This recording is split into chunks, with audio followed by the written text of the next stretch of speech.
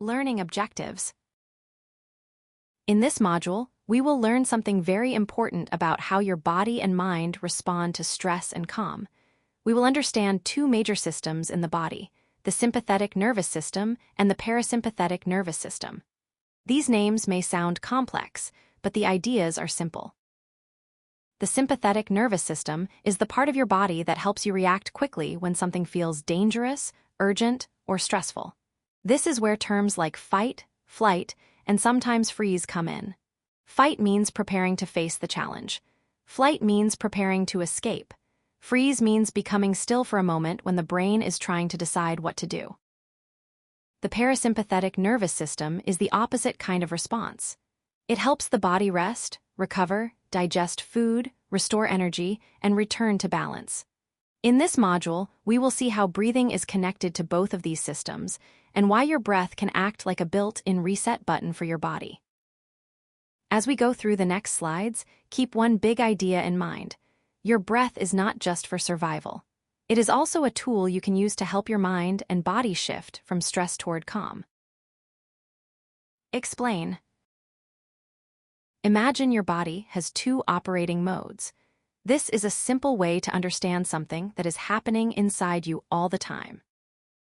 Just like a phone can switch between different settings depending on what it needs to do, your body also shifts into different modes depending on the situation. One mode is designed for emergency and fast action. The other mode is designed for recovery, repair, and calm functioning.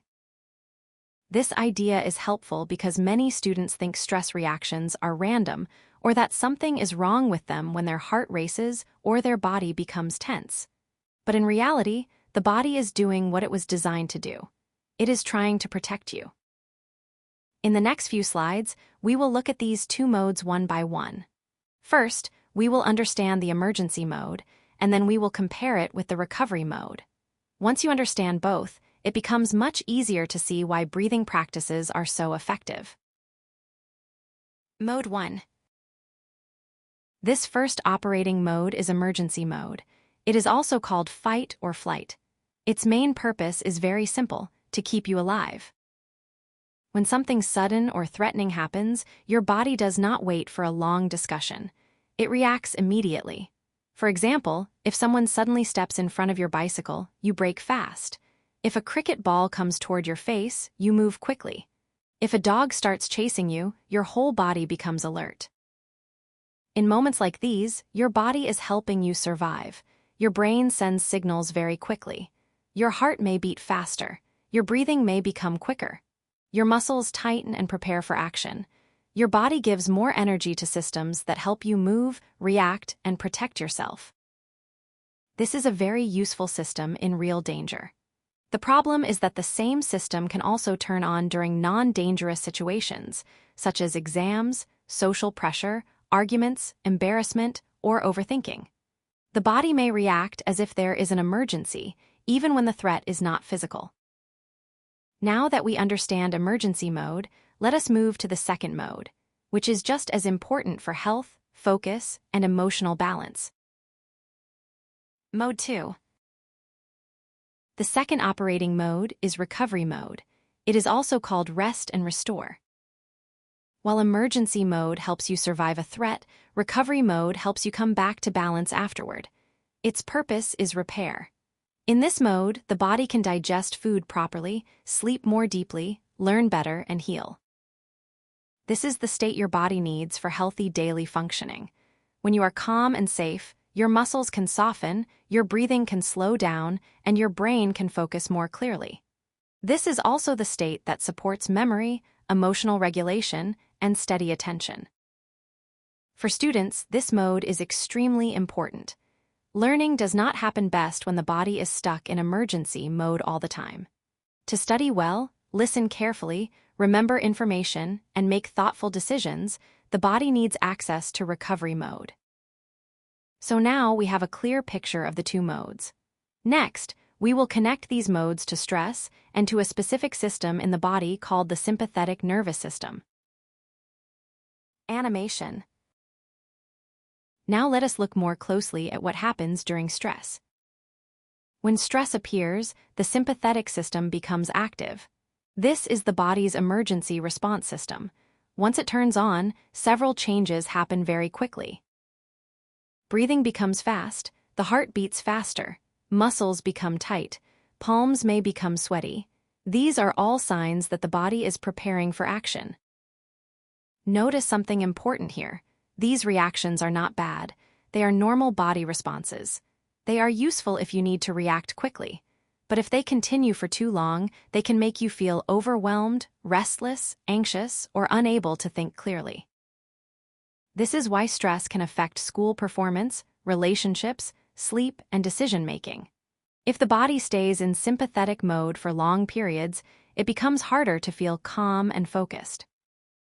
The good news is that the body also has another pathway. In the next slide, we will see how slow breathing can help activate the parasympathetic system and guide the body back toward calm. Slow breathing can do something powerful. It can help activate the parasympathetic system, which is the part of the nervous system linked with rest, recovery, and balance. When this system becomes more active, muscles begin to relax. The mind starts to feel calmer. Focus improves. In other words, the body gets the message that it is safe enough to settle down. This is why breathing practices are so effective in mindfulness and meditation. You are not forcing yourself to just calm down. Instead, you are giving your body a signal through the breath. Slow, steady breathing can support a shift from emergency mode into recovery mode. This does not mean all stress disappears instantly, but it does mean you can help your system move in a healthier direction. Even a small change in breathing can begin to change how you feel in your body and how clearly you can think. This idea now leads us to the main takeaway of the entire module. Even if you cannot control everything around you, you can still influence what happens inside you. Key message. Here is the key message of this module. You cannot always control stressful situations, but you can influence how your body responds. This is a very important idea for everyday life. You may not be able to stop an exam, a conflict, a busy schedule, or an unexpected problem. Stressful events are part of life. However, you are not completely helpless in those moments. By using your breath with awareness, especially by slowing and steadying it, you can support your body's natural calming system. This helps you feel more grounded, think more clearly, and respond more wisely instead of reacting automatically. So the breath becomes more than just air moving in and out. It becomes a practical tool. It is always with you, it costs nothing, and you can use it almost anywhere before a test, during a difficult conversation, after a stressful moment, or whenever your mind feels overloaded. As we continue in this course, remember this foundation. Your breath is one of the simplest and most powerful ways to reset your system and return to balance.